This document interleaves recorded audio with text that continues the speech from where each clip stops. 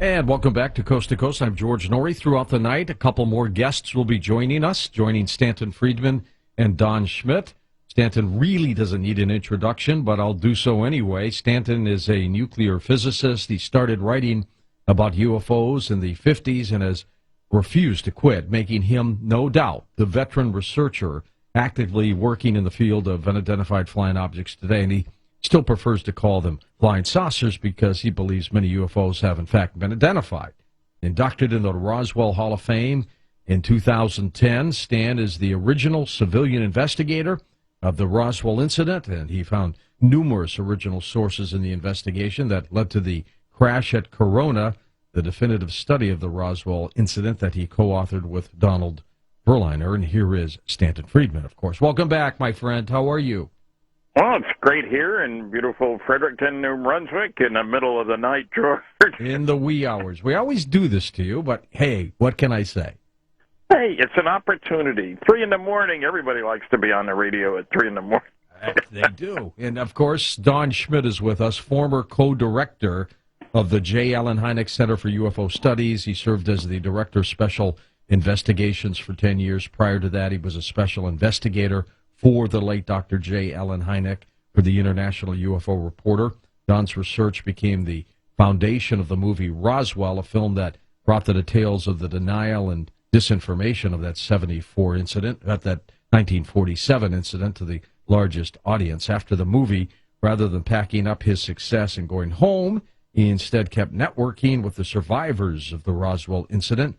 Here is Don Schmitt back with us on Coast to Coast. Hey, Don, how are you? Good evening, George. Great to be with you. And I'm on, actually, with Stan Friedman tonight? You are. Yeah. He's on the other side. God. There he is. And both of you have written two separate books that have been optioned in the movies. We'll be talking with Bryce Zabel in just a moment on this. But, Stan, tell us about your part. Well, the book that they've optioned of mine is called Top Secret Magic. It's the second edition. It's the story of my whole chase for truth about the Majestic 12 documents, which is a complicated, exciting, frustrating, interesting story that's gone on for a lot of years. And I've been to 20 archives. I've been battling people inside and outside ufology. I get sick and tired of people doing their research by proclamation, both sides, incidentally. Oh, those documents can't possibly be real. They don't give you a good reason. Oh, I'm sure they're the most important documents ever released, but I'm spoiled.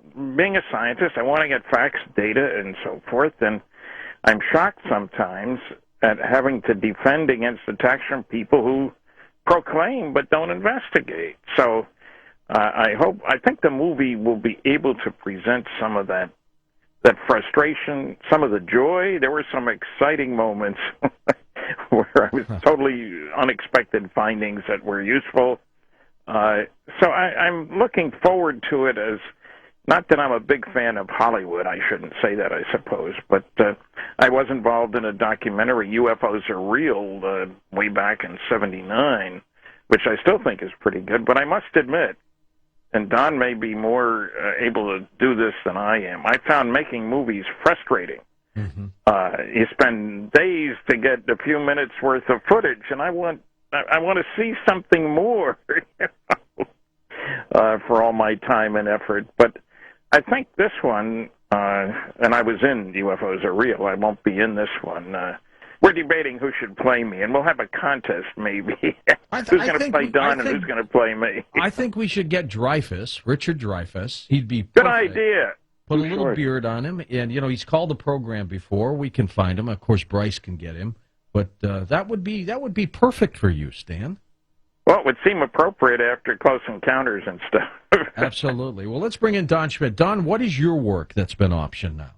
The current Witness to Roswell, which co-authored by my partner Thomas J. Carey, which was the #1 selling UFO book in the world for the years 2007 and 2008. So very proud of that. But all credit certainly going to so many of the Roswell witnesses no longer with us, who brave enough to still go on the record, brave enough to finally tell their families, confide to what actually happened. But skeptic or believer, one has to accept that Roswell is the consummate story. I mean, a story that has transcended now, every attack, every, attempt of cover-up over these past 63 years. And here it is. It's become a household word throughout the entire world. And it just would encapsulate every feature, every aspect of ufology as we know it, and would just be so honored, so proud to be part of that once again. As you know, we had originally done the Roswell movie back in 1994, which was based on the first book that Kevin Randall and I did, UFO Crash at Roswell. And so as Stan was describing, the tedium, the day-to-day process of actually making a movie. But even prior to that, as you know, George, the full development, and I've often been told that it takes almost 4 years from conception to premiere of any type of feature work. Sure. And so it took us that long. When producer Paul Davids originally optioned the book at that time, and I have in my collection 7 drafts of the script that, and the way we had to debate and argue back and forth between the studio as to how this would be portrayed. And I think what's interesting is that even back then, they wanted to portray us as actors, as investigators in the film, and it was something we said no to. We felt the story was bigger than all of us. But that's 15 years ago, and with many more miles and wrinkles as far as and gray hairs as to, working on something, as Stan said, has been not only very gratifying but also quite frustrating. And he so aptly puts, racing with The Undertaker, the greatest frustration of all. But be, I think, a major way of once again demonstrating our efforts, and mainly the fact that, as we have become convinced that Roswell indeed did happen, it is a true historic event, that what better way than presenting it to the public. And you didn't believe the Roswell story, though, Don, when you first heard about it. No. And in fact, I had never read Roswell Incident, a book that certainly Stan was the principal investigator on, and even in the mid-'80s had gone quite public that I just could not accept something of that magnitude being kept a secret after all that time. And in the beginning of 1989, we felt we'd make a single weekend jaunt down to New Mexico and either prove it was a weather balloon or something just as conventional.